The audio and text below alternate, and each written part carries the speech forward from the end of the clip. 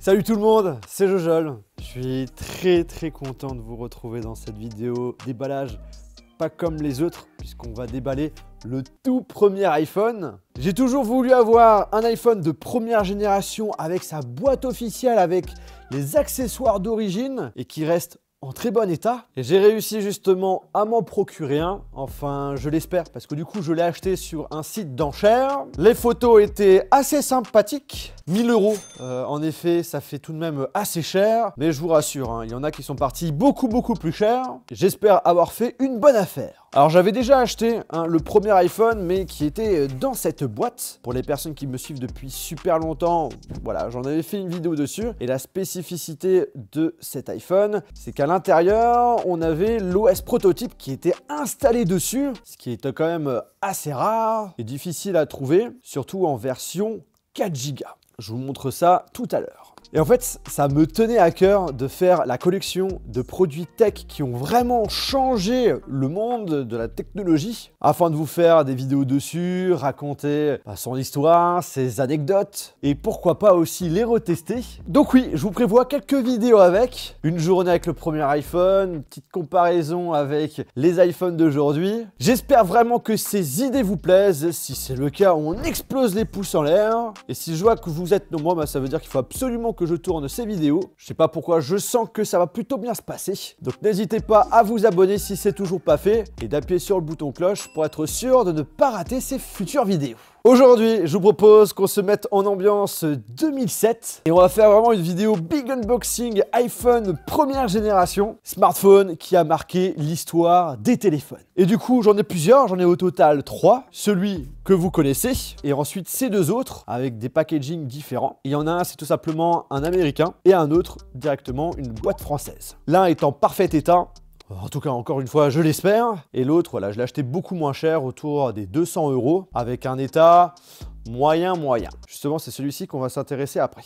Alors, comme vous pouvez le voir au niveau de la boîte, il y a quand même une grosse évolution par rapport à avant. Là, maintenant, on est sur quelque chose de beaucoup plus light, puisqu'on a beaucoup moins d'accessoires. Mais on voit qu'on a tout de même conservé le côté noir imposant, qui donne un côté sobre et vraiment classe sur les boîtes d'Apple.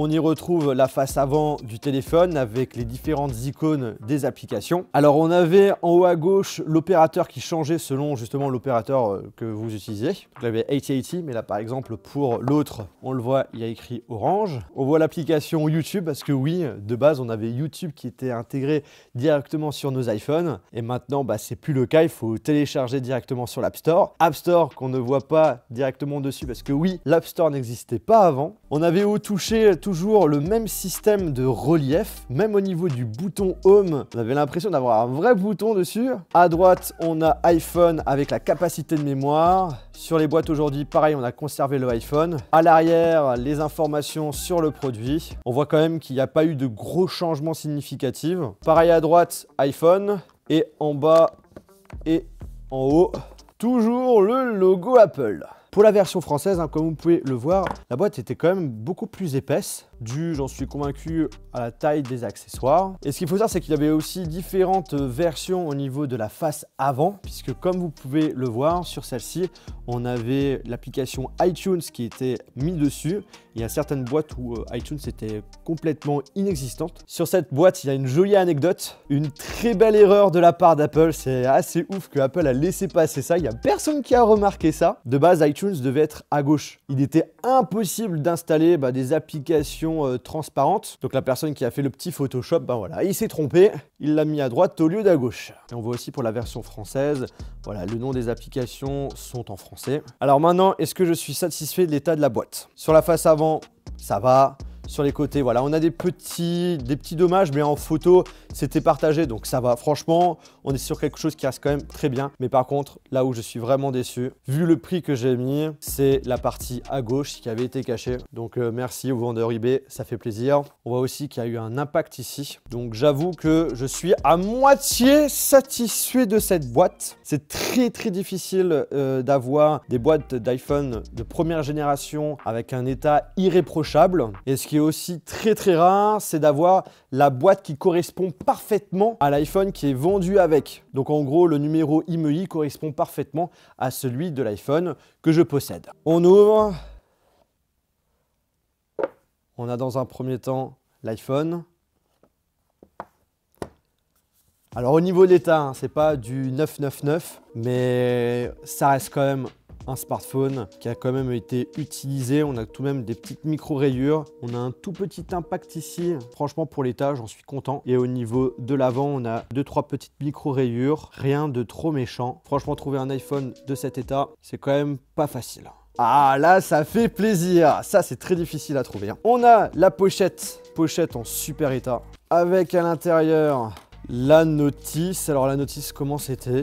On a un petit peu plus d'informations qu'aujourd'hui, mais ça reste assez sympa à lire, en plus avec des images et tout. À l'arrière également. Ah ça fait plaisir. On a les autocollants Apple qui n'ont jamais été utilisés. Et ah ouais, carrément dans sa petite pochette de protection. Là c'est vraiment état très neuf. Une petite serviette pour pouvoir nettoyer le téléphone, où il y a écrit iPhone dessus. C'est vrai que niveau accessoires, là par contre, à l'intérieur, l'état est incroyable. On a le chargeur. Alors ça, c'est un chargeur américain. On voit qu'il a été utilisé, mais qui reste quand même en bon état. En bon état. État. Tu pousses le bouchon un peu trop loin, Maurice. Ça, c'était génial. Il nous fournissait directement un dock pour pouvoir le positionner comme cela. C'était fourni avec. Par la suite, Apple a décidé de l'enlever et de le vendre. C'est vrai qu'au début, Apple était plutôt sympa au niveau accessoires. Ils n'étaient pas très radins. À l'arrière du dock, on avait l'endroit pour pouvoir, si on le souhaite, brancher des enceintes. Et là, ensuite, il fallait brancher le câble d'alimentation. On a le câble d'origine avec les protections d'origine carrément sur l'USB et sur le système de branche. Voici les tout premiers écouteurs iPhone qui n'ont jamais été utilisés à première vue. Maintenant, il faut voir si l'iPhone s'allume. En tout cas, n'hésitez pas à mettre une note en commentaire sur 10 sur l'état général de la boîte et des accessoires. Je lui mets un bon 8 sur 10 quand même. Si au niveau de la boîte là à gauche, on n'aurait pas ça, je lui aurais mis un bon 9. Mais franchement, d'avoir tout ça là, comme ça, en tant que passionné, je peux vous le dire, je suis heureux. Maintenant, on va voir l'état de l'autre, qui était du coup beaucoup moins cher, hein, environ 200-250 €. Par rapport à l'autre, ça reste quand même pas mal du tout. Il y a juste ici un petit choc, mais sinon, elle a pas mal quand même de rayures. Et pour le prix, on va pas commencer à râler. Ah bah alors lui, un truc que j'avais pas pour l'autre, la protection à première vue officielle du téléphone. Alors, voyons voir l'état. Ouais, donc là, on voit qu'au niveau de l'écran, je pense que c'est un téléphone qui a été peut-être réparé, mais l'écran il est vraiment pas propre. Là, au niveau du haut-parleur, le plastique est un petit peu cassé. L'arrière, on voit qu'il a quand même pris cher. Une grosse petite bosse ici. Là, de l'aluminium qui est en train de changer de couleur. Et le bouton power ici qui est bien enfoncé. Ça, je suis pas trop étonné parce que en soi, dans l'annonce, c'était bien indiqué qu'il n'était pas en super bon état. Et les photos montraient bien justement ces informations-là. Donc du coup, voilà, je me suis pas fait avoir. J'avoue que si je l'ai acheté, c'est vraiment pour avoir la boîte en version française. Tout simplement. Il n'y a pas photo, hein. Il est quand même clairement en état plus. On voit que c'est une version aussi européenne avec les certifications et tout, alors que c'était pas une obligation avant. Clairement, niveau état, on est pas mal. Il y a une personne de l'équipe qui n'a jamais vu l'iPhone de première génération. Je vous propose qu'il vienne pour nous dire ce qu'il en pense. Maxime, t'es prêt? Vas-y. Ça fait bizarre. Ah la vache, ça n'a rien à voir avec les autres. Hein. Bon Maxime, on va voir si t'as une belle vue. Devine lequel coûte 1000 € et celui qui coûte 250 €. Bah logiquement, c'est sur 250 et 1000. Bravo, on le félicite. Mais le design est assez atypique. Bon, il y a quelques micro-rayures. Après, il a la vieillesse, quoi. Il a quoi? Il a 15 ans, au moins? Bah, il s'est sorti en 2007. Par contre, lui... Bah, lui, il a pris cher. Hein. Il a été utilisé. Ouais, lui, il a été fortement utilisé. Hein. Là, par contre, tu vois l'optique minuscule. Ouais, c'est rare de voir un appareil photo qui est complètement intégré au dos comme ça, oui, qui ne ressort pas. Ça reste un beau produit quand même. Et dire qu'à l'époque, c'est 500, 600 $, 600 € peut-être. Et maintenant, c'est plus du double. Et déjà à l'époque, c'était déjà l'ultra luxe, quoi. C'est ça. Un appareil à ce prix-là, personne n'achetait ça déjà. Donc, et maintenant, c'est limite devenu une norme, quoi. C'est ouf qu'en une dizaine d'années, les choses peuvent changer. C'est même eux qui ont vraiment démocratisé les écrans tactiles, mais en verre. Ouais, ça, on en parlera après. Ça, si tu vas spoiler, ouais. Donc du coup, plutôt content quand même hein, de l'état. Franchement, rien à dire. J'essayais d'afficher le control center pour augmenter la luminosité, mais non, ça marchait pas comme ça, il fallait aller dans les réglages. Comme ça fait bizarre, c'est tellement petit. Et là, on voit que sur la version que j'ai achetée vraiment pas chère, eh bien, on a un problème au niveau de l'écran. Tiens, une petite vidéo, je répare le premier iPhone. Ça peut être pas mal, ça. Donc là, on est sur le dernier OS. Si je dis pas de bêtises, ça doit être le 3.0. Voilà, 3.1.3. Et on a des applications qu'on n'avait pas avant, notamment l'App Store. Ça fait trop bizarre d'avoir 3 iPhones de première génération. Lui, au démarrage, je dirais que ça va booter sur l'OS prototype. Et en fait, c'est des téléphones qui sont assez rares à trouver, puisqu'il faut que le téléphone soit jailbreaké sur une certaine version, avoir aussi enregistré tout ce qui est baseband, etc., etc. Et donc, du coup, lui, au niveau du démarrage, de base, voilà, c'est ça qui s'affiche. Le menu est complètement différent, c'est vraiment un menu spécial développeur. Le but, c'est de pouvoir tester l'appareil, mais de façon ultra méga rapide. Par exemple, là, boum, phone, pour taper le numéro de téléphone qu'on a envie d'appeler, menu, SMS, boum. Si tu as envie d'écrire un SMS d'ailleurs, là, c'est un peu bizarre parce que c'est comme si tu envoyais un message comme un vieux téléphone. Mais le truc qui est cool, cette fonctionnalité qui permet d'afficher vraiment tout ce qu'on peut faire sur le téléphone et d'avoir déjà une idée de ce qui marche et de ce qui ne marche pas. Si le Wi-Fi fonctionne, si le réseau fonctionne, si le Bluetooth est activé ou désactivé. Et on avait aussi un petit aperçu au niveau de la caméra, quoi. Sur celui-ci, on a quand même la possibilité de revenir sur le menu classique. Il y aura la vidéo dans la description où je vous en parle de façon plus détaillée. Voilà, là on revient sur notre version classique. Et donc là, quand on va dans Settings, on est en version 1.4. Donc on n'avait pas l'App Store. Et ce qui est ouf, c'est que voilà, sur cette version-là, on avait 4 Go. C'est un iPhone qui est très très rare parce qu'il est resté que 1 mois, voire 2, pas plus. Et après, ils ont mis le paquet sur la version 8 Go et par la suite 16 Go. Ça va me faire trop bizarre quand je vais devoir l'utiliser pendant une journée. J'ai peur. Le multitâche, je crois que ouais, non, il n'était pas disponible là sur l'iPhone de première génération. Ça me rappelle tellement des bons souvenirs. Pour information, mon premier téléphone, c'était un iPhone 3GS. Bon, maintenant qu'on a déballé tout ça, je pense qu'il serait intéressant de raconter tout de même l'histoire de cet iPhone et donc de retourner plus de 10 ans en arrière.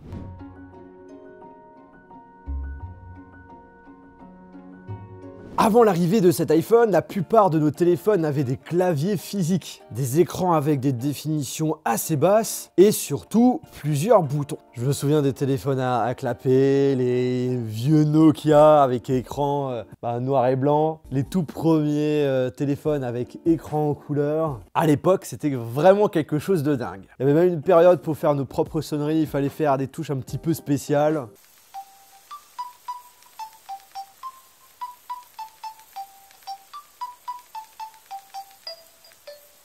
On était très loin de notre utilisation aujourd'hui. Mais tout ça a changé suite à l'apparition d'un nouveau téléphone, l'iPhone. Au début des années 2000, Apple était l'un des piliers du marché musical numérique avec l'iPod. Et c'est en 2005 que Steve Jobs décide de se lancer dans la création d'un téléphone dans le plus grand secret. Et le nom de code du projet, Purple. Ou Purple, si vous voulez le prononcer à la française, Hasselblad, Hasselblade, vous connaissez les bails. D'ailleurs, sachez que chez Apple, beaucoup de personnes pensaient que ça ne servait complètement à rien de se lancer dans la téléphonie. Heureusement que Steve Jobs était sûr de lui et vraiment déterminé. Mais par contre, il y avait un côté assez négatif. Pour ceux qui ne savent pas, Steve Jobs était quand même un homme assez particulier et il a décidé tout simplement de séquestrer des ingénieurs pour qu'ils travaillent à fond sur le projet. Ils ne pouvaient même plus parler à leurs proches. Le laboratoire de recherche où ils ont été installés, il n'y avait aucune fenêtre. Il n'y avait qu'une porte d'entrée où justement il fallait avoir un badge spécial. Même les personnes du nettoyage ne pouvaient même pas venir. Ouais, ça devait être assez particulier. La révolution. Le 9 janvier 2007, Steve Jobs a présenté le tout premier iPhone à San Francisco, à la Macworld Conference and Expo. iPhone qui sera compatible uniquement 2G, d'où le fait que en fait, cet iPhone avait 3 noms différents. iPhone, presque classique, iPhone 2G, mais également iPhone Edge. Pour la petite anecdote, durant la présentation, Steve Jobs avait le droit à plusieurs prototypes. Justement, au cas où il y avait un bug, bim, un ingénieur pouvait directement lui en passer un autre. Pareil même que la fonction clavier, il y avait pas mal de bugs et c'est pour ça que Steve Jobs a essayé d'éviter d'y rentrer durant la présentation. Présentation qui a été extrêmement bien gérée. D'ailleurs, pour les personnes qui travaillaient sur Android, quand ils ont vu la présentation de l'OS, ils étaient complètement sur le cul de voir un appareil sans bug. Alors qu'en réalité, il y en avait pas mal. Au niveau du processeur, on avait un ARM 11 cadencé à 412 MHz. Quand on sait ce qu'on a aujourd'hui, c'est clair qu'on a une grosse différence. En RAM, 128 Mb. Niveau stockage, on avait plusieurs capacités. 4 Go, 8 Go, 16 Go. Niveau batterie, on avait du 1400 mAh. Connectique vraiment la totale à cette époque. Edge, Bluetooth, Wi-Fi. Un capteur de 2 mégapixels, on n'avait pas de caméra frontale. Il aura fallu attendre l'iPhone 4 pour pouvoir faire des selfies. Et bien entendu, la grosse révolution sur ce smartphone, c'est son écran. Écran entièrement tactile, multitouch. Le fait de zoomer comme ça c'était abusé à l'époque. Écran tout petit, mais quand c'était sorti, c'était juste énorme. Écran 3,5 pouces avec une définition de 320 par 480 pixels. Lors de la sortie, il n'y avait pas l'application App Store pour pouvoir télécharger plein d'applications. Il aura fallu attendre une future mise à jour. On n'avait pas le GPS dessus, donc on n'avait pas l'application plan. On n'avait pas la fonctionnalité à cette époque copier-coller. On n'avait pas de port Lightning, il fallait utiliser le câble avec 30 broches. Déjà à cette période, Apple était haut level puisqu'il y avait plein de personnes qui commençaient à faire la queue pour pouvoir acheter le téléphone. Je pense que ce qui vous intéresse, c'est de connaître le prix lors de la sortie. Alors, il est sorti aux États-Unis le 29 juin 2007. Oui, avant, c'était en juin et pas en septembre. Au niveau du prix, ça commençait à partir de 449 $. En France, il était proposé à 399 € avec Orange, avec l'obligation de prendre un forfait. Forfait par mois, il fallait compter environ à partir de 49 €. Donc, ouais, ça faisait assez cher. Mais on avait la possibilité d'acheter le téléphone nu si on le souhaitait. Fallait compter 649 €. Cependant, c'était la fameuse époque du blocage au niveau de l'opérateur. Les téléphones, quand on les achetait nus, ils n'étaient pas décimloqués en France. Il fallait attendre 6 mois pour avoir le décimlocage gratuit ou soit payer 100 € le décimlocage. En effet, ça faisait assez cher. Donc en gros, si on n'était pas chez Orange, il fallait compter 749 €. Ce qui était un budget juste énorme pour un smartphone à l'époque, mais ça n'a pas empêché d'avoir un joli succès. Avec l'iPhone, ils ont complètement, Steve Jobs et son équipe, revu comment on utilise un téléphone. À l'époque, c'était juste un truc de malade d'avoir un écran géant, de pouvoir contrôler les choses directement avec le doigt, de pouvoir zoomer, dézoomer, de changer de page, de rentrer dans des applications. C'était le futur. Visuellement, voilà, il ressemblait à aucun téléphone. Il se démarquait mais clairement de la concurrence. On peut le dire, grâce à l'iPhone, ça a donné pas mal d'idées aux autres constructeurs qui ont lancé par la suite leur propre modèle. À l'époque, avoir un téléphone sans trop de boutons, c'était inimaginable. Et le fait que maintenant, ça a plutôt disparu qu'autre chose, c'est quand même grâce à Apple. Alors évidemment, vous vous en doutez, en termes de performance, ça a quand même pas mal vieilli. Mais on voit quand même que niveau design, à cette époque, ils étaient quand même sur du haut level. Alors certes, juste la partie en bas avec le plastique qui était quand même assez fragile. Et le côté aluminium, le logo qui fait effet miroir, le changement des couleurs au niveau des boutons qui sont noirs. Le téléphone avait quand même pas mal de gueule. Pour un téléphone qui est sorti en 2007, incroyable. Et je vous rappelle, comme je vous l'ai dit, si vous êtes nombreux à lâcher des gros pouces en l'air, il y aura d'autres vidéos sur ces iPhones et notamment une journée avec. Et je pense que ça va être une journée assez catastrophique. Bon, franchement, ça m'a fait plaisir de vous avoir déballé ce joli iPhone et de vous avoir raconté ces différentes histoires et anecdotes.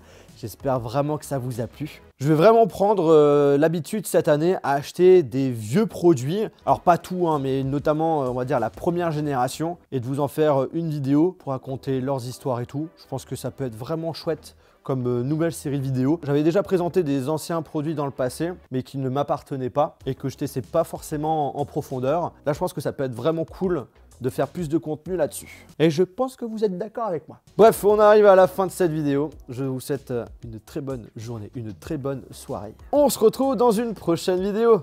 Salut!